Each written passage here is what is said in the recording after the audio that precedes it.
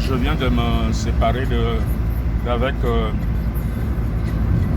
Jean-Yves sur le terrain. Nous avons regardé ensemble la situation qui prévoit actuellement, c'est-à-dire la continuité de monter les murs en briques de terre ou en briques de ciment. Le problème qui a été posé était celui de lier les linteaux qui sont du béton armé avec les briques, en prévoyant que les linteaux en fait devaient appuyer les briques pour qu'il n'y ait plus de mouvement latéral.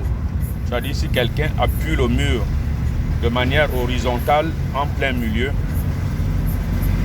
ces briques qui sont auto-bloquantes résistent à cette pression tout simplement parce qu'il y a un point un appui qui les garde en équilibre à partir du dessus. Les briques sont posées sur un mur à partir du bas. On arrive à un linteau. Pour qu'il y ait une liaison avec les dernières briques et le linteau, il faut que les linteaux posent sur les briques. C'était ça le problème. Il n'y a que les briques en ciment qui peuvent être liées avec le linteau de cette façon, simplement avec le mortier de ciment, le mélange de ciment-sable. Maintenant, ce que moi j'ai trouvé comme solution, j'avoue que c'est le solution qui me l'a montré. Je suis allé aux travaux publics ce matin et je me suis rendu compte que les escaliers qui amènent chez le ministre ne sont pas en contact avec le mur. Il y a des zones où ça s'appuie sur des poutres qui rentrent dans les murs, mais de part et d'autre, l'escalier est indépendant.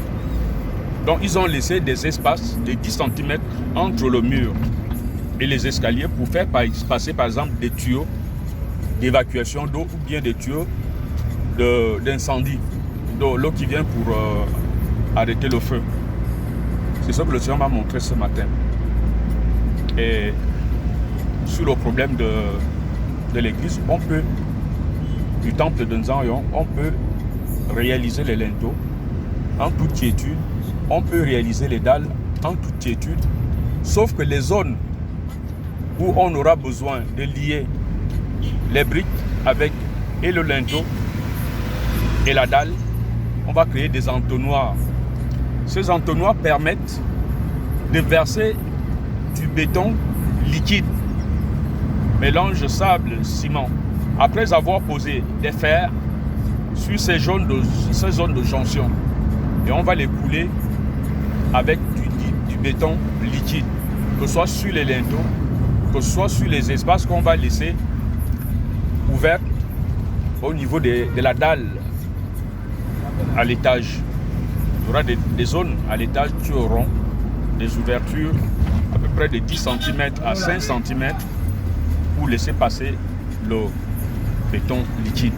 Et ça créera des zones d'adhérence et de jonction solides pour maintenir les briques en place et jouer le rôle de mur, comme tout mur. Voilà ce que je voulais vous dire. Je vais vous mettre la photo aussi à visionner pour que vous compreniez ce que je viens d'exposer. Merci.